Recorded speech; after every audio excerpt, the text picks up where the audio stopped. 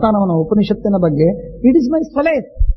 ನೀವು ನಾನು ಸಾಯುವಾಗ ನನಗೆ ಇನ್ನೇನು ಮಾಡಬೇಡಿ, ಒಂದೇ ಒಂದು ನನ್ನ ಉಪಕಾರವನ್ನು ಮಾಡಬೇಕು. ನೀವು ಉಪನಿಷತ್ತಿನ ಗ್ರಂಥಗಳನ್ನು ತಂದು ನನ್ನ ಎದೆ ಮೇಲೆ ಇಟ್ಬಿಡಿ, ನಾನು ಸಾಯ್ತೀನಿ, ಆನಂದವಾಗಿ ಸಾಯ್ತೀನಿ. ಆರ್ಥರ್ ಸೋಫೆನ್ ಹೇಳುವಂತಹ ಮಹತ್ವದ ಮಾತಿದೆ. ಇಷ್ಟರ ಮಟ್ಟಿಗೆ ಉಪನಿಷತ್ತಿನ ಬಗ್ಗೆ ಅವನಿಗೆ ಮೋಹ, ವಿಚಿತ್ರ ಮೋಹ ಅವನಿಗೆ. ಉಪನಿಷತ್ತಿನ ವಾಣಿಯೇ ಹಾಗೆ, ಭಾಗವತದ ಶ್ಲೋಕವೇ ಹಾಗೆ, ಶ್ರೀಮನ್ಯಾಯ ಸುಧೆಯ ವಾಕ್ಯಾರ್ಥವೇ ಹಾಗೆ, ಬ್ರಹ್ಮಸೂತ್ರಗಳ ಗಾಂಭೀರ್ಯವೇ ಹಾಗೆ, ಒಂದೊಂದು ಹಾಗೆ. ತತ್ವಜ್ಞಾನದ ಕ್ಷೇತ್ರದಲ್ಲಿ ನೋಡುವಾಗ ಎಷ್ಟು ವಿಸ್ತಾರವಾದ ವಾಗ್ಮಯ. ಇಡೀ ಆಯುಷ್ಯವಲ್ಲ, 10 ಜನ್ಮದ ಆಯುಷ್ಯ ಕಳೆದರೂ ಮುಗಿಯುವುದಿಲ್ಲ ಆ ಗ್ರಂಥ, ಆ ಶಾಸ್ತ್ರ, ಆ ಜ್ಞಾನ. ಅದನ್ನು ನಾವು ಜನ್ಮದಲ್ಲಿ ಒಂದು ಬಾರಿಯೂ ಅದನ್ನು ಪುಸ್ತಕವನ್ನು ತೆಗೆದು ಓದುವುದು.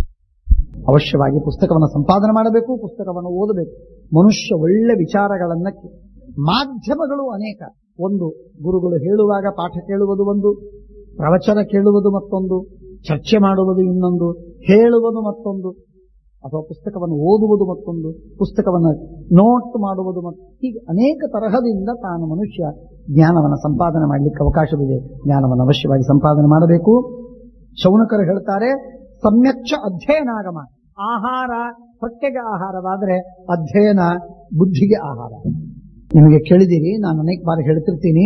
ಔಸ್ಪೆನ್ಸ್ಕಿ ಅಂತ ಒಬ್ಬ, ಗುರ್ಜೀಫ್ ಅಂತ ಇಬ್ಬರು ರಷ್ಯನ್ ಇಬ್ಬರು ಫಿಲಾಸಫರ್, ಅವರಿಬ್ಬರು ಸೇರಿಕೊಂಡು ಪುಸ್ತಕವನ್ನು ಬರೆದಿದ್ದಾರೆ. ಬಹಳ ಸುಂದರವಾದ ಪುಸ್ತಕವನ್ನು ಬರೆದಿದ್ದಾರೆ. ಅವರು ಹೇಳುವ ಮಾತಿದೆ, ನಾವು ಹೊಟ್ಟೆಗೆ ಆಹಾರವನ್ನ, ಹೊಟ್ಟೆಯನ್ನ, ದೇಹವನ್ನ ಬೆಳೆಸುವುದಕ್ಕೆ ಏನು ಉಪಾಯಗಳು ಅಂತ ತಿಳಿದು ಅವುಗಳ ಸಾಧನಗಳನ್ನೆಲ್ಲ ನಾವು ಮಾಡ್ತಾ ಇದ್ದೀವಿ. ಆದರೆ we are not feeding the inner soul, we are not feeding properly the inner soul. ಒಳಗಿರುವ ಅಂತರಾತ್ಮನಿಗೆ ನಾವು ಸರಿಯಾದ ಪೋಷಣೆಯನ್ನು ಕೊಡ್ತಾ ಇಲ್ಲ. ಅವನಿಗೆ ಆಹಾರ ಬೇಕು, ಒಣಗಿ ಹೋಗ್ತಾ ಇದ್ದಾನೆ ಅವನಿಗೇನಿಲ್ಲ. ಅವನು ಯಾವ ಬುದ್ಧಿಯನ್ನು ಕಟ್ಕೊಂಡು ಹೋಗ್ತಾ ಇಲ್ಲ ಈ ಜನ್ಮದಿಂದ ಮುಂದಿನ ಜನ್ಮಕ್ಕೆ. ತಿಂದ, ಉಂಡ, ಹರಟೆ ಹೊಡೆದ, ಟಿವಿ ನೋಡಿದ, ಹೆಂಡತಿ ಮಕ್ಕಳಿಗಾಗಿ ಅನ್ಯಾಯ ಮಾಡಿದ, ಹಣ ಗಳಿಸಿದ, ಎಲ್ಲ ಬಿಟ್ಟ ಸತ್ತೋದ. ತಾನು ಏನು ಗಳಿಸಿದ ಈ ಜನ್ಮದಿಂದ ಜನ್ಮಾಂತರಕ್ಕೆ ಹೋಗುವುದಕ್ಕೆ? ಏನು ಪುಷ್ಟಿ ಸಿಕ್ಕಿತಿ ಇವನಿಗೆ? ಏನು ಆಹಾರ ಒದಗಿತಿ ಇವನಿಗೆ? ಇವನ ಆತ್ಮ ಎಷ್ಟು ಬಲಿಷ್ಠವಾಯಿತು? ಏನು ಸತ್ವವನ್ನು ಗಳಿಸಿದ?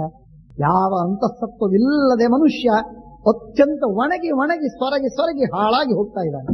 ಇದು ಜ್ಞಾನವನ್ನು ಪಡೆಯದೇ ಇದ್ದದ್ದಕ್ಕಾಗಿ ಆಗುವ ಹಾನಿ. ಜ್ಞಾನವನ್ನು ಗಳಿಸಬೇಕು, ಜ್ಞಾನವನ್ನು ಗಳಿಸಬೇಕು, ಧ್ಯಾನವನ್ನು ಮಾಡಬೇಕು. ಇವುಗಳಿಂದ ಆಗುವ ಲಾಭ ಅಪಾರವಾದ ಲಾಭ. ಇವತ್ತು ಕಾಂಪ್ಯೂಟರ್, ದಯಮಾಡಿ ನೀವು ಯಾರು ಕಾಂಪ್ಯೂಟರ್ ಓದಿದಂತಹ ಅನೇಕ ಇಲ್ಲಿ ಪಳಗದ ಜನ ಇದ್ದೀರಿ, ನಾನು ಯಾರು ನಿಮ್ಮನ್ನು ನಿಂದೆ ಮಾಡ್ತಾ ಇಲ್ಲ, ಕಾಂಪ್ಯೂಟರ್ ಅನ್ನು ನಾನು ನಿಂದೆ ಮಾಡ್ತಾ ಇಲ್ಲ. ಆದರೆ ಕಾಂಪ್ಯೂಟರ್ ಒಂದೇ ಜಗತ್ತು ಅಂತ ತಿಳಿಬೇಡಿ. ಕಾಂಪ್ಯೂಟರ್ ಅನ್ನು ಬಿಟ್ಟು ಮನುಷ್ಯ ಅನ್ನುವ ಪ್ರಾಣಿ ಉಂಟು ಅಂತ ತಿಳಿರಿ. ಅವರನ್ನು ಅರ್ಥ ಮಾಡಿಕೊಳ್ಳುವುದಕ್ಕೆ ನಾನಾ ಸಾಧನೆಗಳಿವೆ. ಅವುಗಳನ್ನು ಅರ್ಥ ಮಾಡಿಕೊಳ್ಳದೆ ನಾವು ಜನ್ಮದಲ್ಲಿ ಹಣ ಗಳಿಸುವುದು ಅಥವಾ ಕಾಂಪ್ಯೂಟರೋ ಅಥವಾ ಕೆಲಸವೋ, ಇಂಜಿನಿಯರಿಂಗೋ, ಯಾವುದೋ ಒಂದು ಕ್ಷೇತ್ರವನ್ನು ನಾವು ಮಾತ್ರ ಜಗತ್ತು ಹಾಗೂ ಜೀವ ಇವರ ಅರ್ಥವನ್ನು ಮಾಡಿಕೊಳ್ಳದಂತಹ ಪರಿಸ್ಥಿತಿಯಲ್ಲಿದ್ದೇವೆ. ದೇವರನ್ನು ಬಿಟ್ಟುಬಿಡಿ, ದೇವರು ದೂರ. ಜಗತ್ತು ಜೀವರ ಅರ್ಥವೇ ನಮಗಾಗ್ತಾ ಇಲ್ಲ. ಈ ಪರಿಸ್ಥಿತಿಯಲ್ಲಿ ಇರುವಾಗ ನಾವು ಅವಶ್ಯವಾಗಿ ಓದಿ ಅಧ್ಯಯನವನ್ನು ಮಾಡಿ ಗ್ರಂಥಗಳನ್ನ ಓದುವ ಒಂದು ಹವ್ಯಾಸವನ್ನು ಬೆಳೆಸ್ಕೋಬೇಕು. ಅದರಿಂದ ನಮ್ಮ ಆತ್ಮಸತ್ವ ಬೆಳೀತದೆ, ಅಂತಃಸತ್ವ ಹೆಚ್ಚಾಗತ್ತೆ. We can feel properly the inner soul. ಒಳಗಿರುವ ಅಂತರಾತ್ಮನಿಗೆ ಚೆನ್ನಾಗಿ ಆಹಾರವನ್ನು ಕೊಟ್ಟರೆ ಅದು ಪುಷ್ಟವಾಗತ್ತೆ, ಮನಸ್ಸು ಹಿಗ್ಗುತ್ತದೆ, ವಿಚಾರಗಳು ಬೆಳೀತದೆ, ಇಡೀ ಜಗತ್ತು ನನ್ನದಾಗತ್ತೆ. ಆ ವಿಚಾರಗಳು ನಮಗೆ ಎಲ್ಲ ಬರಲಿಕ್ಕೆ ಸಾಧ್ಯವಾಗುತ್ತೆ. ಸಮ್ಯಕ್ ಕರ್ಮೋಪಸನ್ಯಾಸ, ಸಮ್ಯಕ್ ಚಿತ್ತ ನಿರೋಧನ. ಸಮ್ಯಕ್ ಕರ್ಮೋಪಸನ್ಯಾಸ, ಚೆನ್ನಾಗಿ ಕರ್ಮಗಳ ಉಪಸನ್ಯಾಸವನ್ನ ಮಾಡಬೇಕು. ಕರ್ಮಗಳ ಉಪಸನ್ಯಾಸ ಅಂದ್ರೇನು? ಅಂದ್ರೆ ಕರ್ಮಗಳನ್ನು ನಾನು ಮಾಡಿದ್ದಲ್ಲ, ದೇವರು ಮಾಡಿಸಿದ ಎಂಬುದಾಗಿ ತಿಳಿದು ಪರಮಾತ್ಮನಿಗೆ ಸಮರ್ಪಣೆ ಮಾಡುವುದು. ಕರ್ಮಗಳ ಫಲವನ್ನು ಅಪೇಕ್ಷೆ ಮಾಡದೆ ನಾನು ಸೇವೆಯನ್ನು ಮಾಡುವುದು. ಯಾರಿಂದಲೂ ಪ್ರತ್ಯುಪಕಾರವನ್ನು ಪಡೆಯದೆ ಪರೋಪಕಾರವನ್ನು ಮಾಡುವುದು. ಇದು ಸಮ್ಯಕ್ಷ ಕರ್ಮ ಸನ್ಯಾಸ. ಆ ವಿಧವಾದದ್ದು. ಇದರಿಂದ ಸಮ್ಯಕ್ ಚಿತ್ತ ನಿರೋಧನ, ಮನಸ್ಸನ್ನ ಗಟ್ಟಿಯಾಗಿ ಸ್ಥಿರವಾಗಿ ಇಟ್ಟುಕೊಳ್ಳುವ ಅದೊಂದು ಸಾಧನೆ. ಬಹಳ ದಣಿವು. ದೇಹವನ್ನ ಒಂದು ಕಡೆಗೆ ಕೂಡಿಸುವುದು ಬಹಳ ಸುಲಭ, ಆದರೆ ಮನಸ್ಸನ್ನ ಗಟ್ಟಿಯಾಗಿ ಒಂದು ಕಡೆಗೆ ನಿಲ್ಲಿಸುವುದು ಅತೀ ಶ್ರಮದ ಕೆಲಸ. ಹಾಗಾಗಿ ಯೋಗಿಗಳಿಗೆ ಯಾಕೆ ಇಷ್ಟು? ತಪಸ್ವಿಭ್ಯೋಧಿಕೋ ಯೋಗಿ, ಜ್ಞಾನಿಭ್ಯೋಗಿ ಮತೋಧಿಕ, ಕರ್ಮಿಭ್ಯಶ್ಚಾಧಿಕೋ ಯೋಗಿ, ತಸ್ಮಾತ್ ಯೋಗಿ ಭವಾರ್ಜುನ. ಸಹಜವಾಗಿ ಹೇಳ್ತೀನಿ, ಯೋಗಿಯಾದ ಮನುಷ್ಯನಿಗೆ ಯಾಕಿಷ್ಟು ಬೆಲೆ, ಯಾಕಿಷ್ಟು ಮಹತ್ವ, ಯಾಕಿಷ್ಟು ಅವನ ಸಿದ್ಧಿ ಅಂದ್ರೆ ಅವನ ಮನಸ್ಸನ್ನ ಗಟ್ಟಿಯಾಗಿ ನಿಲ್ಲಿಸಿದ್ದಾನೆ. ದೇವರನ್ನು ಧ್ಯಾನ ಮಾಡುವಾಗ, ದೇವರನ್ನು ಉಪಾಸನೆ ಮಾಡುವಾಗ, ದೇವರನ್ನು ಪೂಜೆ ಮಾಡುವಾಗ, ಶಾಸ್ತ್ರವನ್ನು ಓದುವಾಗ ಅವನ ಮನಸ್ಸನ್ನು ಗಟ್ಟಿಯಾಗಿ ನಿಲ್ಲಿಸಿದ್ದಾನೆ. ಹಾಗಾಗಿ ಅದಕ್ಕೆ ಸ್ಥಿರವಾದ ಮನಸ್ಸನ್ನು ಇಟ್ಟುಕೊಂಡಂತಹ ಮಹಾತ್ಮಾವನು. ಆದ್ದರಿಂದ ವಾಯೋರಪಿ ಸುದುಷ್ಕರಂ, ವಾಯುವಿಗಿಂತಲೂ ಗಾಳಿಗಿಂತಲೂ ಅತಿ ಹಗರವಾಗಿ ವೇಗದಿಂದ ಸಾಗುವ ಈ ಮನಸ್ಸನ್ನ ಸುಲಭವಾಗಿ ತಾನು ನಿಯಂತ್ರಣದಲ್ಲಿ ಇಟ್ಟುಕೊಂಡಿದ್ದಾನೆ. ಆದ್ದರಿಂದ ಇವನು ಮಹಾತ್ಮ. ಸಮ್ಯಕ್ ಚಿತ್ತ ನಿರೋಧನ, ಚೆನ್ನಾಗಿ ಮನಸ್ಸನ್ನ ನಿಗ್ರಹ ಮಾಡಬೇಕು. ಆದ್ದರಿಂದ ಏವಂ ಕರ್ಮಾಣಿ ಕುರುವಂತೆ ಸಂಸಾರ ವಿಜಿಗೀಷವ, ಹೀಗೆ ಕರ್ಮಗಳನ್ನು ಮಾಡ್ತಾರೆ ಸಂಸಾರವನ್ನ ಗೆಲ್ಲಬೇಕೆಂಬ ಅಪೇಕ್ಷೆ ಇದ್ದ ಜನ. ರಾಗದ್ವೇಷವೆನಿಲು ಮುಕ್ತ ಐಶ್ವರ್ಯ ವಶಮಾಗತಾಃ ರುದ್ರ ಸಾಧ್ಯಾಸ್ತಥಾದಿತ್ಯಾಃ ವಸವೋಥ ತಥಾಶ್ವಿನೋ ಯೋಗೈಶ್ವರ್ಯೇಣ ಸಂಯುಕ್ತಾಃ ಧಾರಯಂತಿ ಪ್ರಜಾ ಇಮಾಃ. ದೇವತೆಗಳು ರುದ್ರ, ಆದಿತ್ಯ, ವಸುಗಳು, ಅಶ್ವಿನಿ ದೇವತೆಗಳು ಇವರೆಲ್ಲರೂ ಜಗತ್ತಿನ ಧಾರಣೆಯನ್ನ, ಜಗತ್ತಿನ ಜೀವರ ರಕ್ಷಣೆಯನ್ನ ಮಾಡಿದ್ದಾರೆ. ಇವರೆಲ್ಲರೂ ರಕ್ಷಣೆ ಮಾಡಿದ್ದು ನಿನ್ನಾಗೆ ಹಣವನ್ನು ಗಳಿಸಿ ಅಲ್ಲ, ತಮ್ಮ ಯೋಗ ಸಾಮರ್ಥ್ಯದಿಂದ, ತಪಃ ಪ್ರಭಾವದಿಂದ, ಮಹಾ ಅದ್ಭುತವಾದಂತಹ ಸಾಮರ್ಥ್ಯ, ದಿವ್ಯ ಆಧ್ಯಾತ್ಮಿಕ ಶಕ್ತಿಯಿಂದ ಮಾಡಿದ್ದಾರೆ. ಈ ಆಧ್ಯಾತ್ಮಿಕವಾದ ಶಕ್ತಿ ನಮ್ಮಲ್ಲಿ ಯಾವಾಗ ಬೆಳೀತದೆ ಆಗ ನಾವು ದೊಡ್ಡವರಾಗಿದ್ದೀವಿ. ಆಗ ಇನ್ನೊಬ್ಬರಿಗೆ ತಲೆಬಾಗುವ ಅಗತ್ಯ ಬರುವುದಿಲ್ಲ, ಇನ್ನೊಬ್ಬರಿಗೆ ಕೈಯೊಡ್ಡುವ ಅಗತ್ಯ ಬರುವುದಿಲ್ಲ, ಇನ್ನೊಬ್ಬರಿಗೆ ಅನ್ನುವ ಅವಶ್ಯಕತೆ ಬರುವುದಿಲ್ಲ. ಆಧ್ಯಾತ್ಮಿಕ ಶಕ್ತಿ, ಪ್ರಾಮಾಣಿಕವಾದ ಆಧ್ಯಾತ್ಮಿಕ ಶಕ್ತಿ ಬೆಳೆದಿದೆ, ಮೋಸದಿಂದಲ್ಲ. ಆಧ್ಯಾತ್ಮಿಕ ಪುರುಷ ನಾನು ಅಂತ ಹೇಳಿ ಲೋಕಪ್ರಸಿದ್ಧನಾದ ಮಾತ್ರಕ್ಕೆ ಸಾಲುವುದಿಲ್ಲ. ವಾಸ್ತವಿಕವಾಗಿ ಪ್ರಾಮಾಣಿಕವಾಗಿ ಆಧ್ಯಾತ್ಮಿಕನಾಗಿರಬೇಕು ಆ ಮನುಷ್ಯ. ಅಂದಾಗ ಆಧ್ಯಾತ್ಮಿಕ ತಾನು ತನ್ನ ಅತ್ಯಂತ ಅಂತರಂಗದಲ್ಲಿ ಆಳವಾಗಿ ಅವನು ಆಧ್ಯಾತ್ಮಿಕನಾಗಿರಬೇಕು. ವಾದಿರಾಜ ಶ್ರೀಪಾದಂಗಳವರು ಒಂದು ಮಾತು ಹೇಳ್ತಾರೆ, ಜನ ಎಲ್ಲ ಹೇಗೆ ಮಾಡ್ತಾರೆ, ಸಾಧನೆ ಮಾಡುವುದಕ್ಕೆ ಹೇಗೆ ಮಾಡ್ತಾರೆ ಅಂದ್ರೆ, ಜನ ಇಲ್ಲದಾಗ ಸ್ನಾನವಿಲ್ಲ, ಮೌನವಿಲ್ಲ. ಜನ ಎಲ್ಲ ನೆರೆದಿದ್ರು ಅಂತಂದ್ರೆ ನಾನು ಭಾರಿ ಒಳ್ಳೆ ಪುಣ್ಯವಂತ, ನಾನು ಧರ್ಮವಂತ, ಮಹಾಧಾರ್ಮಿಕ, ಅನುಷ್ಠಾನ ತತ್ಪರ ಅಂತ ಜನರಿಗೆ ತೋರಿಸೋದು. ಯಾರ ಜನ ಇಲ್ಲ ಅಂದ್ರೆ ನೋಡಿ ಯಾರಿಲ್ಲ ಇವತ್ತಿನ ಸಂಕ್ಷೇಪದೊಳಗೆ ಪೂಜೆ ಅಂತ ಹೇಳಿ ಸಂಕ್ಷೇಪ ಮಾಡಿ ಅದನ್ನು ಮುಗಿಸ್ಬಿಡೋದು, ಚಿಟಿಕೆ ಹಾರಿಸೋದು. ಈ ತರಹದ ನಿಜವಾಗಿ ಆಧ್ಯಾತ್ಮಿಕನಾಗಿರುವ ಮನುಷ್ಯ ಹೀಗಿರುವುದಿಲ್ಲ. ಈಶಾವಾಸ್ಯಮಿದಂ ಸರ್ವಂ ಯತ್ಕಿಂಚ ಜಗತ್ಯಾಂ ಜಗತ್ ತೇನ ತ್ಯಕ್ತೇನ ಭುಂಜೀತಃ ಮಾಗೃಧ ಕಸ್ವ ಸಿದ್ಧನಂ. ಈಶಾವಾಸ್ಯಮಿದಂ ಸರ್ವಂ, ದೇವರು ಎಲ್ಲ ಕಡೆಗಿದ್ದಾನೆ ಎಂಬುದಾಗಿ ತಿಳಿದು in his innermost recesses he believes in God. ಅತ್ಯಂತ ಅಂತರಂಗದಲ್ಲಿ ಅವನ ದೇವರ ಮೇಲೆ ಅಗಾಧವಾದ ವಿಶ್ವಾಸವಿದೆ. ಹಾಗಾಗಿ ಅವನನ್ನು ನೀವು ಸುಲಭವಾಗಿ ಛಲಗೊಳಿಸಲಿಕ್ಕಾಗುವುದಿಲ್ಲ, ಅವನನ್ನು ಅಲ್ಲಾಡಿಸ್ಲಿಕ್ಕಾಗುವುದಿಲ್ಲ. ಅವನು ಬಹಳ ಗಟ್ಟಿಯಾಗಿದೆ. ಯಾಕೆ? ಅವನಿಗೆ ಫೌಂಡೇಶನ್ ಆಗಿದೆ. ದೇವರ ಭಕ್ತಿ ಅವನಿಗೆ ಅದ್ಭುತವಾದ ಫೌಂಡೇಶನ್, ದೇವರ ನಂಬಿಕೆ ಅವನಿಗೆ ಪೂರ್ಣ ಗಟ್ಟಿಯಾದಂತಹ ಭರವಸೆ ಅವನು. ಆದ್ದರಿಂದ ಯಾರು ದೇವರನ್ನು ನಂಬಿದ್ದಾನೆ, ಪ್ರಾಮಾಣಿಕವಾಗಿ ದೇವರನ್ನು ನಂಬಿದಂತಹ ಮನುಷ್ಯನ ಭರವಸೆ, ಅವನ ಧೈರ್ಯ, ಅವನ ಅಭಯ ಅದ್ಭುತವಾಗಿರುತ್ತೆ. ಕೃಷ್ಣ ಹೇಳ್ತಾನೆ, ದೇವರನ್ನು ನಂಬಿದವರಿಗೆ ಮೊಟ್ಟ ಮೊದಲಿನ ಸಾತ್ವಿಕವಾದ ಗುಣ ಅಂದರೆ ಅಭಯ. ಯಾಕೆ? ಅವನಿಗೆ ದೊಡ್ಡದಾದಂತಹ ಬೆಡ್ ರಾಕ್ ಅವನಿಗೆ ಸಿಕ್ಕಿದೆ. ದೇವರು ಯಾವುದಕ್ಕೂ ದೇವರು. ಆರೋಗ್ಯ ದೇವರು, ಹಣ ದೇವರು, ಕಷ್ಟ ದೇವರು, ಸುಖ ದೇವರು, ಯಾವುದಕ್ಕೂ ದೇವರು. ಯಾಕೆ? ಸರ್ವಕರ್ತೃವಾದ ಪರಮಾತ್ಮನನ್ನು ನಾನು ನಂಬಿದ ಮೇಲೆ ನಾನು ಯಾಕೆ ಹೆದರಬೇಕು? ನನ್ನ ಕರ್ತವ್ಯವನ್ನು ನಾನು ಮಾಡ್ತಾ ಇದ್ದೀನಿ, ನನ್ನ ಜವಾಬ್ದಾರಿ ದೇವರಿಗೆ. ನಾವು ನಮ್ಮ ಜವಾಬ್ದಾರಿಯನ್ನು ಹೊತ್ತು ದೇವರ ನಂಬಿಕೆ ನಮ್ಮನ್ನು ಕಳೆದುಕೊಂಡದ್ದರಿಂದ ನಾವೆಲ್ಲ ಒದ್ದಾಡ್ತಾ ಇದ್ದೇವೆ. ಶಾಸ್ತ್ರ ಪ್ರಸನ್ನ ವೆಂಕಟದಾಸರು ಒಂದು ಮಾತಿನಲ್ಲಿ, ಹಾಡಿನಲ್ಲಿ ಹೇಳ್ತಾರೆ, ನಿನ್ನ ಸುಗುಣಗಳ ನಂಬಿಕೆ ನನಗಿಲ್ಲ, ನಿನ್ನ ಪಾದವೇ ಗತಿಯೋ ಸ್ವಾಮಿ. ದೇವರ ಗುಣಗಳ ಬಗ್ಗೆ ನಮಗೆ ನಂಬಿಕೆ ಇಲ್ಲ, ಹಾಗಾಗಿ ಒದ್ದಾಡ್ತೇವೆ. ದೇವರನ್ನು ನಂಬುವುದನ್ನು ಕಲಿಬೇಕು. ನಾವು ನೀವು ಚೆನ್ನಾಗಿ ನಂಬೋಣ, ನಮ್ಮ ಮುಂದಿನ ಜನರೇಷನ್ ನಿಶ್ಚಿತವಾಗಿ ನಂಬ್ತದೆ. ನಾವೇ ದೇವರನ್ನು ನಂಬಿಲ್ಲ, ಕೇವಲ ನಾಟಕಕ್ಕಾಗಿ ನಾವು ಧರ್ಮವನ್ನು ಮಾಡ್ತೇವೆ. ಹಾಗಾಗಿ ನಮ್ಮ ಮಕ್ಕಳು, ನಮ್ಮ ಪರಿವಾರ, ನಮ್ಮ ಕುಟುಂಬ, ಎಲ್ಲ ಜನರು ಕೂಡ ಇದು ನಾಟಕ ಅಂತ ಹೇಳಿ ಅದನ್ನ ಅವಹೇಳನ ಮಾಡ್ತಾರೆ. ಇದ್ದದ್ದೇ ಇಷ್ಟು. ಹಾಗಾಗಿ ನಾವು ಪ್ರಾಮಾಣಿಕವಾಗಿ ದೇವರನ್ನು ನಂಬುವಂತಹ ಅಪಾರವಾದ ವಿಶ್ವಾಸವನ್ನು ಗಳಿಸಿದ್ದಾರೆ. ಆ ವಿಶ್ವಾಸವನ್ನು ಗಳಿಸುವುದಕ್ಕೆ ಭಾಗವತ ಬೇಕು, ಗೀತೆ ಬೇಕು, ಉಪನಿಷತ್ತು ಬೇಕು, ಭಾರತ ಬೇಕು, ದಾಸರ ಪದಗಳು ಬೇಕು, ಸಜ್ಜನರ ಸಮಾಗಮ ಬೇಕು, ಅನೇಕ ಅನುಭವಗಳು ಬೇಕು, ತನ್ನನ್ನು ತಾನು ಟೆಸ್ಟ್ ಮಾಡಿಕೊಳ್ಳುವುದಕ್ಕೆ ಒಡ್ಡಬೇಕು. ಅಂದಾಗ ಇಷ್ಟೆಲ್ಲ ಆದಾಗ ಮನುಷ್ಯನ ವಿಶ್ವಾಸ ಗಟ್ಟಿ. ಆಗ್ತಾ ಹೋಗ್ತದೆ. ಮನುಷ್ಯ ಏನಿಲ್ಲದಿರುವಾಗ ತಾನು ವಿಶ್ವಾಸ ಬಹಳ ಮಾಡ್ತೇನೆ ಅಂತ ತಿಳ್ಕೊಂಡಿರ್ತಾನೆ. ಟೆಸ್ಟ್ ಮಾಡಿದಾಗ ಅವನ ಛಲವಾಗಿ ಬಿಡುತ್ತೆ, ಕಂಪಿಸಿ ಹೋಗುತ್ತೆ, ಕಾಲು ಕುಸಿದು ಬೀಳುತ್ತಾನೆ ಮನುಷ್ಯ. ಹಾಗಾಗದೆ ದೇವರು ಎಂಬ ಭರವಸೆಯಿಂದ ಇದ್ದವನಿಗೆ ಎಂದೂ ಅಪಾಯವಿಲ್ಲ. ಆದ್ದರಿಂದ ಈ ಮಾತನ್ನು ನಾವು ಗಮನದಲ್ಲಿಟ್ಕೋಬೇಕು. ಆದ್ದರಿಂದ ಆಧ್ಯಾತ್ಮಿಕ ಶಕ್ತಿ ನಮ್ಮಲ್ಲಿ ಬೆಳೀತಕ್ಕಂಥ ಇವತ್ತಿನ ವಿಶೇಷವಾಗಿ ಹೇಳುವ ಮಾತು ಇವತ್ತಿನ ಕಾಲದಲ್ಲಿ ಯಾವ ಜಗತ್ತಿನೊಳಗೆ ನಾವು ಕೇವಲ ಕಪಟ, ಮೋಸ, ವಂಚನೆ, ಹಣ, ಲೋಭ, ನಾಚಿಕ, ಹೊಲಸು, ಕೆಟ್ಟ ಕೆಲಸ, ಇನ್ನೊಬ್ಬರ ಕೊಲೆ, ಇವುಗಳಲ್ಲೇ ಎಲ್ಲರೂ ಕೂಡ ರತರಾಗಿದ್ದಾರೆ. ಇಂಥ ಸಂದರ್ಭದಲ್ಲಿ ಆಧ್ಯಾತ್ಮಿಕ ಶಕ್ತಿ ಅತ್ಯಂತ ಅವಶ್ಯಕ. ಅನಾವಶ್ಯಕವಾಗಿ ನಾವು ಅನಿವಾರ್ಯ ಏನಿದೆಯೋ ಅದನ್ನು ಮಾಡುವುದು ಬೇರೆ, ಅನಾವಶ್ಯಕವಾಗಿ ನಾವು ಅದನ್ನು ಬೆನ್ನತ್ತಿ ಹೋಗುವುದರಲ್ಲಿ ಏನೂ ಅರ್ಥವಿಲ್ಲ. ನಮ್ಮ ಆಧ್ಯಾತ್ಮಿಕ ಶಕ್ತಿಯನ್ನು ನಾವು ಸಂಪಾದನೆ ಮಾಡಿ ಇಷ್ಟನ್ನೇ ಗಳಿಸಿದ್ರೂ ಕೂಡ ಎಷ್ಟೋ ಗುಡ್ಡದಷ್ಟಾಗತ್ತೆ. ಯಾರಿಂದಲೂ ನಮಗೆ ಅಪಾಯವಿಲ್ಲ, ನಾವು ಸುರಕ್ಷಿತವಾಗಿ ಇರಬಹುದು ಸಾಧ್ಯ. ಇದು ಅಂತಃಸತ್ವ ನಮಗಿಲ್ಲದ ಕಾರಣಕ್ಕಾಗಿ ನಮ್ಮ ಬ್ರಾಹ್ಮಣರ ರಕ್ತ ಎಂಥ ಅದ್ಭುತವಾದ ರಕ್ತ, ಯಾವ ಋಷಿಗಳಿಂದ ಎಂಥ ಮುನಿಗಳಿಂದ ಬಂದಿದೆ. ಇದು ಇಂಥ ಪವಿತ್ರವಾಗಿರುವಂತಹ ಕೇವಲ ವೇದವನ್ನು ಒಂದು ಉಂಡಂತಹ ಕಣಗಳಲ್ಲಿ ವೇದದ ಅಕ್ಷರದ ಸೀಲ್ ಮೂಡಿದಂತಹ ಅನ್ನವನ್ನು ಉಂಡ ನಮ್ಮ ಪ್ರಾಚೀನರ ರಕ್ತ ಹರಿದು ಬಂದ ನಮ್ಮ ದೇಹದಲ್ಲಿ ನಾವು ಶೆರೆ ಕುಡಿದೋ, ಭ್ರಷ್ಟವನ್ನ ಕೆಟ್ಟದ್ದನ್ನು ತಿಂದೋ, ನಾವು ಸ್ವಯಂ ಭ್ರಷ್ಟರಾಗಿ ದೇವರನ್ನು ನಂಬದೆ, ಶಾಸ್ತ್ರವನ್ನು ಓದದೆ ಹಾಳು ಮಾಡಿ ಹಾಕುವ, ಅತಿ ವೇಗದಿಂದ ಹಾಳು ಮಾಡಿ ಹಾಕುವುದಕ್ಕೆ ನಾವು ಹೇಸಿಕೆ ಪಡದೆ ಕಾಲಿಡ್ತಾ ಇದ್ದೀವಿ, ಮುನ್ನುಗ್ಗುತ್ತಾ ಇದ್ದೀವಿ. ಯಾರು ಹೇಳಿದ್ರಂತೆ, ಎಲ್ಲೋ ಚೀನ ದೇಶಕ್ಕೆ ಒಂದು ದೊಡ್ಡ ಗುಂಪು ಹೋಯಿತು.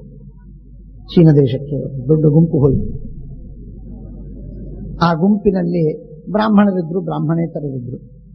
ತಿರುಗೆಲ್ಲ ಬಂದ ಮೇಲೆ ನೀವೆಲ್ಲ ಏನೇನು ತಿಂದ್ರಿ, ಏನೇನು ಕುಡಿದ್ರಿ ಅಂತೆಲ್ಲ ಕೇಳ್ತಾ ಇದ್ರೆ ಉಳಿದವರೆಲ್ಲರೂ ಸುರಾಪಾನವನ್ನ ಶರೆಯನ್ನು ಕುಡಿದಿದ್ರು. ಏನದು ಅದೇನೋ ಕುಡಿದಿದ್ರು.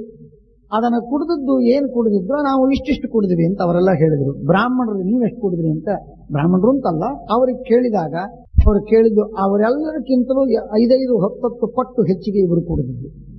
ಅಂದ್ರೆ ಅದನ್ನು ಲಿಸ್ಟ್ ಮಾಡಿ ನೋಡಿದ್ರೆ ಕರ್ಮಧರ್ಮ ಸಂಯೋಗದಿಂದ ಬ್ರಾಹ್ಮಣರೇ ಎಲ್ಲರೂ ಹೆಚ್ಚು ಕುಡಿದವರಿದ್ರು. ಅಂದ್ರೆ ನಾವು ಮುನ್ನುಗ್ಗಿ ಕೆಟ್ಟ ಕೆಲಸವನ್ನು ಮಾಡ್ತಾ ಇದ್ವಿ. ಕನಿಷ್ಠ ಇದನ್ನು ತಡೆಯೋಣ, ಮುನ್ನುಗ್ಗಿ ಕೆಟ್ಟ ಕೆಲಸವನ್ನು ಮಾಡ್ತಾ ಇದ್ವಿ. ಕನಿಷ್ಠ ಇಷ್ಟು ತಡೆದ್ರೆ ಸಾಕು, ಬೇಕಾದಕ್ಕೆ.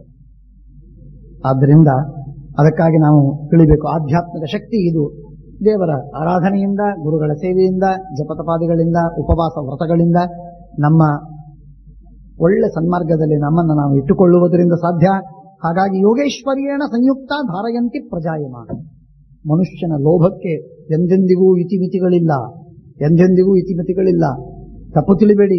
ಮನುಷ್ಯ ಒಂದು ಉಪಾಯವನ್ನು ಮಾಡ್ತಾನೆ, ಸಿಗುತ್ತೆ, ಇನ್ನೊಂದು ಉಪಾಯವನ್ನು ಮಾಡ್ತಾನೆ, ಅದರಿಂದಲೂ ಪಡಿತಾನೆ, ಮತ್ತೊಂದು ಉಪಾಯದಿಂದ 10 ಉಪಾಯಗಳಿಂದ ಹಣ ಗಳಿಸಬೇಕು ಅಂತ ನಮ್ಮ ಪ್ರಯತ್ನವನ್ನು ಮಾಡ್ತಾನೆ. ಬೆಳಗಿನಿಂದ ಸಾಯಂಕಾಲದವರೆಗೆ ಹಣ ಗಳಿಸುವ ವ್ಯಾಪಾರವನ್ನು ಬಿಟ್ಟು ಇನ್ನೊಂದು ವ್ಯಾಪಾರವೇ ಗೊತ್ತಿಲ್ಲ ಅವನಿಗೆ.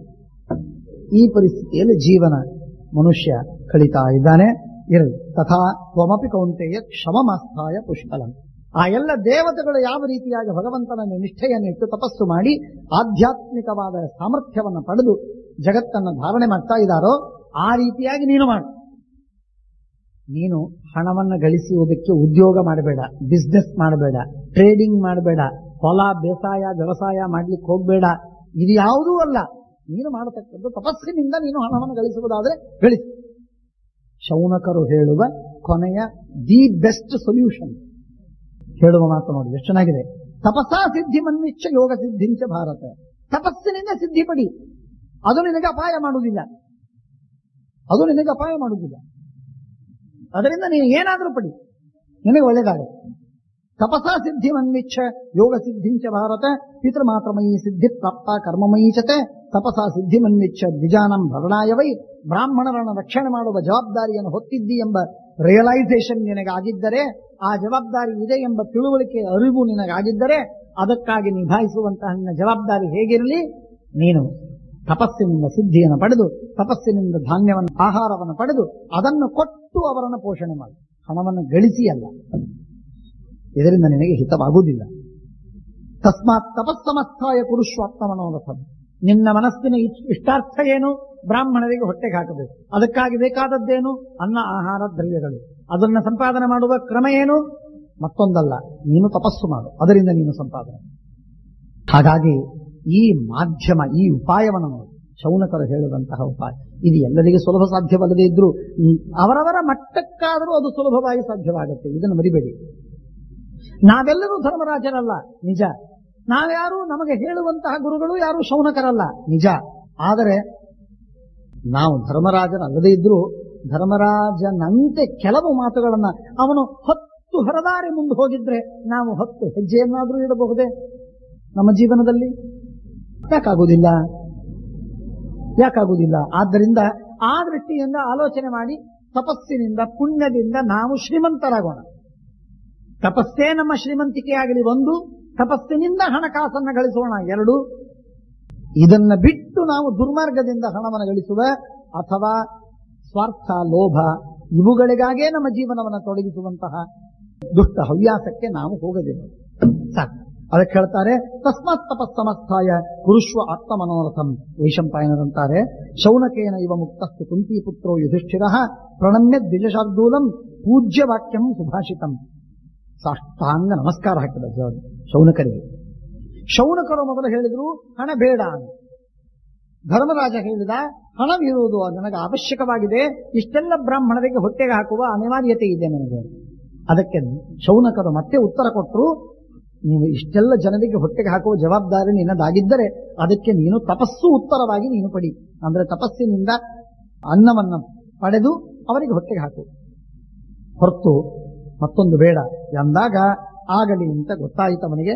ಸಾಷ್ಟಾಂಗ ನಮಸ್ಕಾರ ಹಾಕಿ ಉದ್ಧಾರವಾಯಿತು ಸ್ವಾಮಿ. ಚಕ್ಷುರುನ್ಮೀಲಿತನ್ನೇನ ತಸ್ಮೈ ಶ್ರೀ ಗುರವೇ ನಮಃ. ಕಣ್ಣು ತೆರೆದಿರಿ ಸ್ವಾಮಿ, ಭಾರಿ ಒಳ್ಳೆ ಮಾತು ಹೇಳಿದ್ರಿ, ನಾನು ಅವಶ್ಯವಾಗಿ ಮಾಡ್ತೇನೆ ಅಂತ ಹೇಳಿ ಧೌಮ್ಯಾಚಾರ್ಯರ ಹತ್ರ ಬರ್ತಾರೆ. ಸಾಷ್ಟಾಂಗ ನಮಸ್ಕಾರ ಹಾಕ್ತಾರೆ. ಧೌಮ್ಯಾಚಾರ್ಯರಿಗೆ ಕೇಳ್ತಾರೆ, ಸ್ವಾಮಿ ನಮಗೆ ಉತ್ತಮವಾದಂತಹ ಉಪದೇಶವನ್ನು ಮಾಡಬೇಕು. ಪುರೋಹಿತರಿಗೆ ಕಂಡು ಬರೆದು ಕೇಳಿದ, ಪ್ರಸ್ಥಿತಾನುಮಯಾತಾರಃ ಬ್ರಾಹ್ಮಣ ವೇದಪಾರಗಾಹ ನಚಾಸ್ಮಿ ಪೋಷಣೆ ಶಕ್ತಃ. ಪೋಷಣ ಮಾಡಬೇಕು ಅಂದ್ರೆ ನನಗೆ ಶಕ್ತಿ ಇಲ್ಲದಾಗಿದೆ, ಆದ್ದರಿಂದ ನಾನೇನಾದರೂ ಮಾಡಬೇಕು, ಬಿಟ್ಟು ಕಳಿಸ್ಲಿಕ್ಕೂ ಆಗುವುದಿಲ್ಲ, ದಾನ ಕೊಡುವುದಕ್ಕೆ ಶಕ್ತಿ ಇಲ್ಲ, ನಾನೇನು ಮಾಡಲಿ, ನನಗೇನಾದರೂ ಉಪಾಯವನ್ನು ಹೇಳಿ ಅಂದಾಗ ಆ ಪುರೋಹಿತರು ಕೂಡಿಸಿಕೊಂಡು ಅವನಿಗೆ ಹೇಳ್ತಾರೆ. ಒಂದು ಕ್ಷಣಕಾಲ ಸ್ವಲ್ಪ ವಿಚಾರಣವನ್ನು ಮಾಡಿ ಹೇಳಿದ್ರು, ಹಿಂದೆ ಜೀವರಾಶಿಗಳನ್ನೆಲ್ಲ ಜಗತ್ತಿನಲ್ಲಿ ಸೃಷ್ಟಿಯನ್ನು ಮಾಡಿದಾಗ ಮಳೆ ಆಗಿ ಬೆಳೆ ಬರಬೇಕಾದದ್ದು ಸೂರ್ಯನಿಂದ. ಆದ್ದರಿಂದ ಸೂರ್ಯನ ಆರಾಧನೆಯನ್ನು ಹಿಂದೆಲ್ಲ ಮಾಡಿದಂತಹ ಉದಾಹರಣೆಗಳನ್ನು ನಾವು ಕೇಳ್ತೇವೆ. ಸೂರ್ಯನಿಂದಲೇನೆ ಎಲ್ಲ ಕಡೆಗೆ ಮಳೆ, ಅವನಿಂದಲೇ ಎಲ್ಲ ಸುಭಿಕ್ಷೆ. ಹಾಗಾಗಿ ಸೂರ್ಯ ಇವನು ನಮಗೆ ಹೊಟ್ಟೆಗೆ ಕೊಡುವವನು, ಆಹಾರ ಕೊಡುವವನು. ಸೂರ್ಯನನ್ನು ಬಿಟ್ಟು ಮತ್ತೊಬ್ಬರಿಲ್ಲ, ಸೂರ್ಯ ಮುಖ್ಯ, ಉಳಿದವರಿದ್ದಾರೆ. ಸೂರ್ಯ ಮುಖ್ಯ. ಸೂರ್ಯಾಂತರ್ಯಾಮಿಯಾದ ನಾರಾಯಣ ಅವನೇ ನಮಗೆ ಹೊಟ್ಟೆಗೆ ಹಾಕುವವ, ಅವನೇ ನಮಗೆ ಆಹಾರವನ್ನು ಕೊಡುವವ.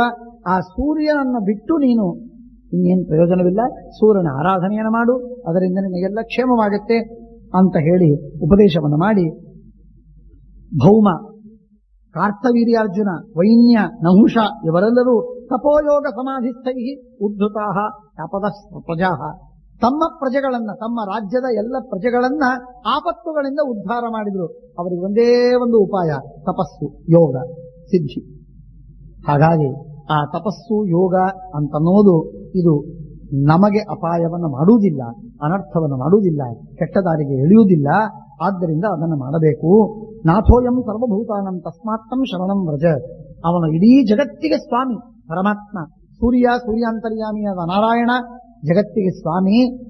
ಅವನಿಗೆ ಶರಣ ಹೋಗು, ಅದರಿಂದ ನಿನಗೆ ಒಳ್ಳೆಯದಾಗತ್ತೆ ಅಂತಂದಾಗ ಆಗಲಿ ಅಂತ ಹೇಳಿ 8 ಅಕ್ಷರಗಳ ಮಂತ್ರವನ್ನು ಉಪದೇಶ ಮಾಡ್ತಾರೆ. ಮೊದಲು 8 ಅಕ್ಷರದ ಮಂತ್ರವನ್ನು ಉಪದೇಶ ಮಾಡಿ, ಮಂತ್ರಂ ಆರ್ತಸ್ಯ ಸತತಂ ಪ್ರಿಯಂ, ದುಃಖಿಯಾದವನಿಗೆ ಈ ಮಂತ್ರ ಬಹಳ ಶ್ರೇಷ್ಠವಾದ ಮಂತ್ರ, ಈ ಮಂತ್ರವನ್ನು ನೀನು ಜಪ ಮಾಡು, ಅದರಿಂದ ನಿನಗೆ ಒಳ್ಳೆಯದಾಗತ್ತೆ ಅಂತ ಹೇಳಿ, ಪುಷ್ಪೋಪಹಾರ ಬಲಿಭಿ ಅರ್ಚಯಿತ್ವಾ ದಿವಾಕರಂ, ಸೂರ್ಯನನ್ನ ನೀನು ಪೂಜೆ ಮಾಡು.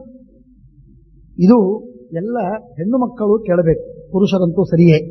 ಯಾಕೆ ಅಂದರೆ ಈ ಮಾತಿನ ಕೊನೆಯಲ್ಲಿ, ಈ ಆರಾಧನೆಯ ಈ ಸ್ತೋತ್ರದ ಕೊನೆಯಲ್ಲಿ ಒಂದು ಮಾತು ಬರ್ತದೆ, ಸ್ತ್ರೀಯರು ಕೂಡ ಈ ಸ್ತೋತ್ರವನ್ನು ಪಠನ ಮಾಡಬಹುದು, ಅವಶ್ಯವಾಗಿ ಪಠನ ಮಾಡಬಹುದು ಅಂತ ಕೊನೆಗೆ ಮಾತು ಬಂದಿದೆ. ಹಾಗಾಗಿ ಸ್ತ್ರೀಯರು ನೀವೆಲ್ಲರೂ ಸಾಧ್ಯವಿದ್ರೆ ನೀವೆಲ್ಲರೂ ಮಾಡಿ, ಸ್ತ್ರೀಯರು ಸಾಧ್ಯವಿದ್ರೆ ಅವರೂ ಕೂಡ ಮಾಡಲಿ. ಐಶ್ವರ್ಯ ಸಮೃದ್ಧಿ ಇದು ಬರುವುದಕ್ಕೆ ಉತ್ತಮವಾದಂತಹ ಮಾರ್ಗವಾಗಿದೆ, ಬಹಳ ಉತ್ತಮವಾದ ಮಾರ್ಗವಾಗಿದೆ. ಹೇಳ್ತಾರೆ ಬಹಳ ಸುಂದರವಾಗಿರತಕ್ಕಂಥದ್ದು. ಹೇಗೆ ಉಪಚಾರ ಮಾಡಬೇಕು ಪರಮಾತ್ಮನನ್ನ? ಸೂರ್ಯಾಂತರ್ಯಾಮಿಯಾದ ನಾರಾಯಣನನ್ನ ಏನು ಉಪಚಾರ ಮಾಡೋದು? ಪಂಚಾಮೃತ ಮಾಡ್ಲಿಕ್ಕಾಗತ್ತಾ? ಸೂರ್ಯನ ಮೇಲೆ ಆಗುವುದಿಲ್ಲ. ಹಾಗಾದ್ರೆ ಏನು? ಅದಕ್ಕೆ ಪುಷ್ಪೋಪಹಾರೈ, ಕೈಗಳಲ್ಲಿ ಪುಷ್ಪವನ್ನು ಹಿಡಿದು ಸೂರ್ಯನಿಗೆ ಸಮರ್ಪಣೆ ಮಾಡಿ ಕೈಗಳಿಂದ ಚೆಲ್ಲಿದರೆ ಸಾಕು. ಅದು ಪರಮಾತ್ಮನ ಸೂರ್ಯಾಂತರ್ಯಾಮಿಯಾದ ನಾರಾಯಣನ ಪೂಜೆ ಆಯಿತು. ಪುಷ್ಪೋಪಹಾರೈ, ನಿತ್ಯದಲ್ಲಿ ನಿಮಗೆ ಸಿಕ್ಕಷ್ಟು ಹೂಗಳನ್ನು ತಂದು ದೇವರಿಗೆ, ಸೂರ್ಯಾಂತರ್ಯಾಮಿಯಾದ ದೇವರಿಗೆ ಇದನ್ನು ಸಮರ್ಪಣೆ ಮಾಡಿ. ನಿಮಗೆ ಎಂದೆಂದಿಗೂ ಯಾವ ಸಮೃದ್ಧಿಯಲ್ಲೂ ಕಮ್ಮಿ ಬೀಳುವುದಿಲ್ಲ, ಎಲ್ಲ ಸಮೃದ್ಧಿಯಾಗಿರುತ್ತೆ. ಒಂದು. ಎರಡನೇದಾಗಿ ಪುಷ್ಪೋಪಹಾರೈ ಬಲಿಬೀಹಿ, ಅನ್ನ ಆಹಾರ. ನೀವು ಉಣ್ಣುವ ಅನ್ನವನ್ನು, ಆಹಾರವನ್ನ ದೇವರಿಗೆ ನಿತ್ಯದಲ್ಲಿ ಸೂರ್ಯಾಂತರ್ಯಾಮಿಯಾದ ದೇವರಿಗೆ ಸ್ವಲ್ಪ ಆಹಾರವನ್ನು, ನೈವೇದ್ಯವನ್ನು ಸಮರ್ಪಣೆ ಮಾಡಿ. ಬಲಿಬೀಹಿ, ಸೂರ್ಯ ಇದು ನಿಮಗೆ ಬಲಿದಾನವನ್ನು ಕೊಡ್ತಾ ಇದ್ದೇವೆ. ಹೇಳ್ತೇನೆ ಕೇಳಿ, ಎಲ್ಲ ಗೊತ್ತಾಗತ್ತೆ ಕ್ರಮ ಮಾಡಿ. ಅರ್ಚಯಿತ್ವಾ ದಿವಾಕರಂ, ನೀರಿನಿಂದ ಕೈಯಲ್ಲಿ ಬೊಗಸೆ ತುಂಬ ನೀರನ್ನು ತೆಗೆದುಕೊಂಡು ಸೂರ್ಯನಿಗೆ ಅರ್ಘ್ಯ ಕೊಡಿ. ಸಂಧ್ಯಾವಂದನದಲ್ಲಿ 3 ಬಾರಿ ಕೊಡ್ತೇವೆ, ಹಾಗೆ ಪ್ರತ್ಯೇಕವಾಗಿ 3 ಬಾರಿ ಸೂರ್ಯನಿಗೆ ಅರ್ಘ್ಯ. ಇದು ಮತ್ತೊಂದು. ಹೀಗೆ ಅರ್ಘ್ಯ, ಪುಷ್ಪೋಪಹಾರ, ಬಲಿ ಇವುಗಳಿಂದ ಸೂರ್ಯನನ್ನು ಪೂಜೆ ಮಾಡಲಿಕ್ಕಾಗತ್ತೆ. ಇನ್ನೊಂದು, ಸೂರ್ಯನನ್ನ ಪೂಜೆ ಮಾಡುವ ಮತ್ತೊಂದು ಕ್ರಮ, ಬಹಳ ಅದ್ಭುತವಾದಂತಹ ಕ್ರಮ. 2 ಕ್ರಮ. ಒಂದು ಗಾಯತ್ರಿ ಜಪ. ಇದೇ ಮಹಾಭಾರತದ ಕೊನೆ ಭಾಗದಲ್ಲಿ ಒಂದು ಕಡೆಗೆ ಬರ್ತದೆ, ನಿಂತುಕೊಂಡು, ಸಾಧ್ಯವಿದ್ರೆ 1 ಕಾಲಿನ ಮೇಲೆ ನಿಂತುಕೊಂಡು 1000 ಗಾಯತ್ರಿ ಜಪವನ್ನು ಮಾಡಿದರೆ, ಸೂರ್ಯೋದಯಕ್ಕಿಂತಲೂ ಮೊದಲು ಮಾಡಿದರೆ ಭಾರಿ ದೊಡ್ಡ ಉಪಾಸನೆ, ಅದು ಭಾರಿ ಉತ್ತಮವಾಗಿರತಕ್ಕಂತಹ ಅನುಗ್ರಹ, ಸೂರ್ಯನ ಅನುಗ್ರಹ ನಮಗಾಗತ್ತೆ. ಬುದ್ಧಿ ವಿದ್ಯಾಗಳಂತೂ ಸರಿಯೇ, ಜೊತೆಗೆ ಅನ್ನ ಆಹಾರಗಳು ಸರಿಯೇ, ಜೊತೆಗೆ ಬುದ್ಧಿ ವಿದ್ಯಾಗಳು ಇವೆರಡೂ ಸರಿಯೇ, ಜೊತೆಗೆ ಯಶಸ್ಸು, ಐಶ್ವರ್ಯ, ಸಮೃದ್ಧಿಗಳು ಎಲ್ಲ ಬರ್ತದೆ. ಹಾಗಾಗಿ ಸೂರ್ಯ ಹುಟ್ಟುವುದಕ್ಕಿಂತ ಪ್ರಾಕ್ಕಾಲದಲ್ಲಿ, ಪೂರ್ವಕಾಲದಲ್ಲಿ ನಿಂತುಕೊಂಡು, ಆಸನದ ಮೇಲೆ ನಿಂತುಕೊಂಡು, ಶ್ರೀಮದ್ ಆಚಾರ್ಯರು ಹೇಳುವ ಮಾತು ಮಹಾಭಾರತದಲ್ಲಿ ಬರ್ತದೆ. ಮಹಾಭಾರತದಲ್ಲಿ ಹೇಳುವಂತಹ ಮಾತು ಬಹಳ ಮಹತ್ವದ ಮಾತು. ಎದ್ದು ನಿಂತು ಸೂರ್ಯನನ್ನ ಜಪ ಮಾಡಿ. ಇದು ಒಂದು ರೀತಿಯಿಂದ. ಆದರೆ ಇನ್ನೊಂದು ರೀತಿ ಅಂತಂದ್ರೆ ಸೂರ್ಯಾಂತರ್ಯಾಮಿಯ ನಾರಾಯಣನನ್ನ ಉದ್ದೇಶವಾಗಿ ಇಟ್ಟುಕೊಂಡು ವೇದವನ್ನು ಪಾರಾಯಣ ಮಾಡಿ. ಏನು ವೇದವನ್ನು ಅಧ್ಯಯನ ಮಾಡಿದ್ದೀರೋ ಆ ವೇದವನ್ನು ಅಧ್ಯಯನ ಮಾಡಿದ ವೇದವನ್ನ ಪಾರಾಯಣ ಮಾಡಿ. ಇದು ಮತ್ತೊಂದು ಕ್ರಮ. ಇದರಿಂದಲೂ ಕೂಡ ಸೂರ್ಯನನ್ನ ಅರ್ಚನೆ ಮಾಡಲಿಕ್ಕಾಗತ್ತೆ, ಪೂಜೆ ಮಾಡಲಿಕ್ಕಾಗತ್ತೆ.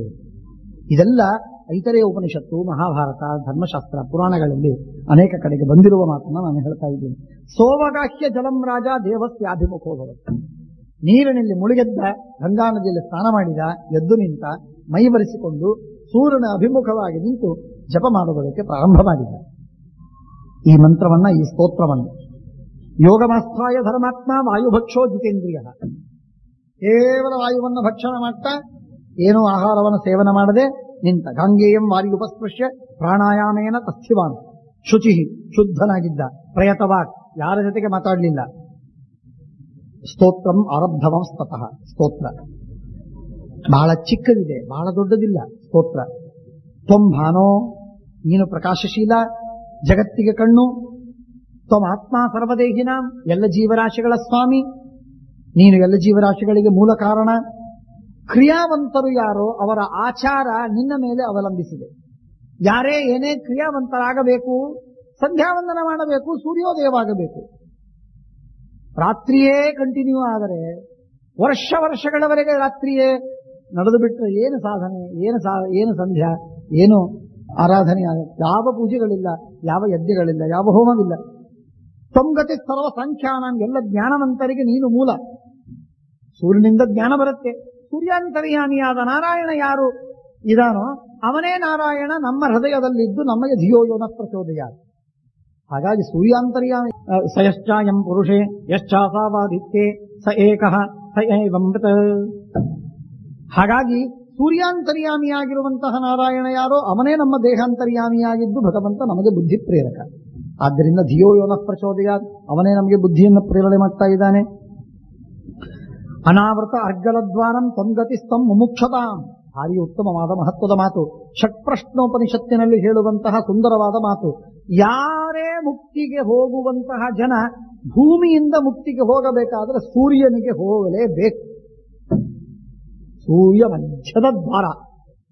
ಆದರೆ ಚಮತ್ಕಾರ, ಸೂರ್ಯನ ದ್ವಾರಕ್ಕೆ ಹೋಗುವ ಸಂದರ್ಭದಲ್ಲಿ ಚಂದ್ರನವರೆಗೆ ಹೋಗುವಾಗ ಚಂದ್ರನವರೆಗೆ ಎಲ್ಲರೂ ಹೋಗ್ತಾರಂತೆ. ಅಂದರೆ ಸಕಾಮ ಕರ್ಮ ಮಾಡಿದ ಜನರು ಹೋಗ್ತಾರೆ, ನಿಷ್ಕಾಮ ಕರ್ಮ ಮಾಡಿದ ಜನರು ಹೋಗ್ತಾರೆ. ಸಕಾಮ ಕರ್ಮ ಮಾಡಿದ ಜನರು ಅಕಸ್ಮಾತ್ ತಮ್ಮ ಧಾರ್ಷ್ಟ್ಯದಿಂದ ಕೆಲವರು ಯಾರೋ ಶಕ್ತಿಶಾಲಿಗಳು ತಪಸ್ವಿಗಳು ನಾವು ಮಹಾಪ್ರಬಲರು ಅಂತ ಹೇಳಿ ಅವರೇನಾದರೂ ಚಂದ್ರನಿಂದ ಹಾರಿ ಸೂರ್ಯನ ಕಡೆಗೆ ಹೋದರೆ ಸೂರ್ಯನಲ್ಲಿ ಹೋಗಲಿಕ್ಕೆ ಅವರಿಗೆ ಆಗುವುದಿಲ್ಲ. ಆದರೆ ನಿಷ್ಕಾಮ ಕರ್ಮವನ್ನು ಮಾಡಿ ಜ್ಞಾನವನ್ನು ಗಳಿಸಿ ದೇವರ ಅಪರೋಕ್ಷ ಜ್ಞಾನವನ್ನು ಪಡೆದಂತಹ ಸಜ್ಜನರಿಗೆ ಮಾತ್ರ ಅವರಿಗೆ ಸಾಧ್ಯ. ನಿರೋಧೋ ಅವಿದುಷಾಂ, ಷಟ್ಪ್ರಶ್ನೋಪನಿಷತ್ತಿನಲ್ಲಿ ಹೇಳತಕ್ಕಂಥ ಮಾತು. ಅವಿದುಷಾಂ ನಿರೋಧ ನಡೆದು ಬಿಡುತ್ತದೆ. ಅರ್ಗಲ ಮುಮುಕ್ಷತಾಂ ಅನಾವೃತ ಅರ್ಗಲ ದ್ವಾರಂ. ಅಗಳಿ ಅಂತಂತೇವಲ್ಲ, ಬಾಗಿಲ ಹಿಂದೆ ಹಾಕುವಂತಹ ಕಟ್ಟಿಗೆಯ ದೊಡ್ಡದಾದ ಪಟ್ಟಿ, ಅದು ಅಗಳಿ, ಅದಕ್ಕೆ ಅರ್ಗಲ ಅಂತ ಕರೀತಾರೆ. ಹಾಗೆ ಅರ್ಗಲವಿಲ್ಲದಂತಹ, ಅರ್ಗಲ ಆವರಣವಿಲ್ಲದಂತಹ ತೆರೆದ ದ್ವಾರ. ಮೋಕ್ಷಕ್ಕೆ ಹೋಗುವವರೆಗೆ ಗತಿ, ಇದು ದ್ವಾರ, ಇದು ದಾರಿ. ತ್ವಯಾ ಸಂಧಾರ್ಯತೆಯ ಲೋಕಃ, ನೀನಿದ್ದದ್ದಕ್ಕಾಗಿ ಜಗತ್ತು ನಿಂತಿದೆ, ನಿನ್ನಿಂದಾಗಿ ಜಗತ್ತಿಗೆ ಪ್ರಕಾಶವಾಗಿದೆ, ನೀನಿದ್ದದ್ದಕ್ಕಾಗಿ ಪವಿತ್ರವಾಗಿದೆ. ಸೂರ್ಯವಿಲ್ಲ, ಸೂರ್ಯೇಣ ವಾಯುನಾ ಶುದ್ಧತಿ ಆತಪೇನ ಶುದ್ಧತಿ. ಕೇವಲ ಸೂರ್ಯನ ಬಿಸಿಲು ಬಿದ್ದರೆ ಸಾಕು, ದಾರಿಯೆಲ್ಲ ಶುದ್ಧ. ದಾರಿಯಲ್ಲಿ ಅದು ಬಿದ್ದಿದೆ, ಇದು ಮುಸುರಿ, ಅದು ಹೊಲಸು, ಏನಿಲ್ಲ. ಸೂರ್ಯನ ಬಿಸಿಲು ಬಿದ್ದೋದ ಮೇಲೆ ಶುದ್ಧ. ಹಾಗಾಗಿ ಅದಕ್ಕಾಗಿ ಹೇಳ್ತಾರೆ, ತ್ವಯಾ ಪವಿತ್ರೀಕ್ರಿಯತೆ ನಿರ್ವ್ಯಾಜಂ ಪಾಲ್ಯತೆ ತ್ವಯ. ಯಾವ ವ್ಯಾಜವಿಲ್ಲದೆ, ಯಾವ ಕಪಟವಿಲ್ಲದೆ ನೀನು ನಮ್ಮನ್ನ ರಕ್ಷಣೆ ಮಾಡ್ತೀಯ ಸ್ವಾಮಿ. ತ್ವಾಮುಪಸ್ಥಾಯ ಕಾಲೇತು ಬ್ರಾಹ್ಮಣ ವೇದಪಾರಗಾಹ. ವೇದವನ್ನು ಓದಿ ಅಧ್ಯಯನ ಮಾಡಿ ಪಾರಂಗತರಾಗಿರುವಂತಹ ಬ್ರಾಹ್ಮಣರೆಲ್ಲರೂ ಕೂಡ ನಿನ್ನನ್ನ ಚೆನ್ನಾಗಿ ಉಪಸ್ಥಾನ ಮಾಡಿ, ಅರ್ಥಾತ್ ಪೂಜೆ ಮಾಡಿ, ಆರಾಧನೆ ಮಾಡಿ ನನ್ನ ಅನುಗ್ರಹವನ್ನು ಪಡೆದಿದ್ದಾರೆ. ಸ್ವಶಾಖಾ ವಿಹಿತೈಲ ಮಂತ್ರೈಹಿ ಅರ್ಚಂತ್ ಋಷಿಗಣಾರ್ಚಿತ. ಋಷಿಗಣದಿಂದ ನೀನು ಪೂಜಿತನಾಗಿದ್ದಿ. ಅವರವರು ತಮ್ಮ ತಮ್ಮ ವೇದದ ಶಾಖೆಯನ್ನ ಅಧ್ಯಯನ ಮಾಡಿ ಅವರು ಪೂಜೆ ಮಾಡಿದ್ದಾರೆ. ತವ ದಿವ್ಯಂ ರಥಂ ಯಾಂತಂ ಮನುಯಾಂತಿ ವರಾರ್ಥಿನಃ. ಸೂರ್ಯನ ರಥ ಹೀಗೆ ತಿರುಗಿ ಬರ್ತಾ ಇದ್ರೆ ಅದರ ಹಿಂದೆ 60,000 ಎದುರಿನಲ್ಲಿ 60,000 ಜನ ವಾಲಖಿಲ್ಯ ಋಷಿಗಳು ಕೈ ಜೋಡಿಸಿ ಪರಮಾತ್ಮನನ್ನ ಪ್ರಾರ್ಥನೆ ಮಾಡ್ತಾ, ಅವನ ಸ್ತೋತ್ರ ಮಾಡ್ತಾ ಬೆನ್ನು ಹಿಂದೆ ನಡೀತಾ ಹೋಗ್ತಾರೆ. ಮುಂದೆ ಮುಂದೆ ಹೋಗೋದಲ್ಲ, ಹಿಂದೆ ನಡೀತಾರೆ. ಯಾಕೆ? ಸೂರ್ಯ ರಥ ಹೀಗೆ ಬರ್ತಾ ಇದೆ. ರಥ ತಿರುಗ್ತಾ ಇರುವಾಗ ರಥದ ಎದುರಲ್ಲಿ ನಿಂತುಕೊಂಡು ಬೆನ್ನು ಹಾಕಿ ಹೋಗ್ತಾ ಇರ್ತಾರೆ. ಈ ರೀತಿಯಾಗಿ 60,000 ಜನ ವಾಲ್ಯಖಲ್ಯ ಋಷಿಗಳು ಪೂಜೆ ಮಾಡ್ತಾರೆ. ಸೂರ್ಯನಲ್ಲಿರುವ ನಾರಾಯಣನಿಂದಲೇ ಹನುಮಂತ ದೇವರು ಮಹಾವ್ಯಾಕರಣವನ್ನು ಅಧ್ಯಯನ ಮಾಡಿದ್ರು. ಸೂರ್ಯದಲ್ಲಿ ಯಾರಿಗೆ ನಾನು ವ್ಯಾಕರಣವನ್ನು ಓದಬೇಕು ಅಂತ ಅವರಿಗೆ ಅಪೇಕ್ಷೆ ಆಯಿತು. ವಾಯುದೇವರಿಗೆ ಅಪ್ಪ ವಾಯುದೇವರು ಮಾರುತಿಗೆ ಕೇಳಿದ್ರು, ಅಪ್ಪನಿಗೆ ಕೇಳಿದ್ರು ಹನುಮಂತ, ನಾನು ಯಾರ ಹತ್ರ ಓದ್ತೀನಿ? ಆಗ ಹೇಳಿದ್ರು, ನಿನಗೆ ಉತ್ತಮರಾದ ಗುರುಗಳು ಅಂದ್ರೆ ಸೂರ್ಯ. ಆ ಸೂರ್ಯಾಂತರ್ಯಾಮಿಯಾದ ನಾರಾಯಣ ಚೆನ್ನಾಗಿ ಪಾಠ ಹೇಳ್ತಾನೆ, ನಿನಗೆ ವ್ಯಾಕರಣವನ್ನ ಅವನ ಹತ್ರ ಅಧ್ಯಯನ ಮಾಡೋದು. ನಾನು ಓದ್ತೀನಿ ಅಂತ ಹೇಳಿ ಹಾರಿ ಹೋದರು ಸೂರ್ಯನ ಹತ್ರ ಹೋಗಿ ಅಲ್ಲಿ ವ್ಯಾಕರಣವನ್ನ ಅಧ್ಯಯನ ಮಾಡಿದ್ದು. ಸಮಗ್ರವಾದ ಮಹಾವ್ಯಾಕರಣವನ್ನ, ಸಂಪೂರ್ಣವಾಗಿ ವ್ಯಾಕರಣವನ್ನ ಅಧ್ಯಯನ ಮಾಡಿದ್ದು ಹನುಮಂತ ದೇವರು ಸೂರ್ಯನಲ್ಲಿರುವಂತಹ ನಾರಾಯಣ ದೇವರಿಂದ. ಹಾಗಾಗಿ ಮಹಾವ್ಯಾಕರಣಾಂಬೋಧಿ ಮಂಥಮಾನಸ ಮಂದರಂ ಕವಯಂತಂ ರಾಮಕೀರ್ತ್ಯ ಹನುಮಂತ ಮುಪಾಸ್ಮಹೆ ಎಂಬುದಾಗಿ ಹೇಳುವ ಮಾತು. ಆದ್ದರಿಂದ ಆ ಹನುಮಂತ ದೇವರಿಗೂ ವ್ಯಾಕರಣ ಪಾಠ ಹೇಳಿದಂತಹ ಸೂರ್ಯಾಂತರ್ಯಾಮಿಯಾದ ನಾರಾಯಣ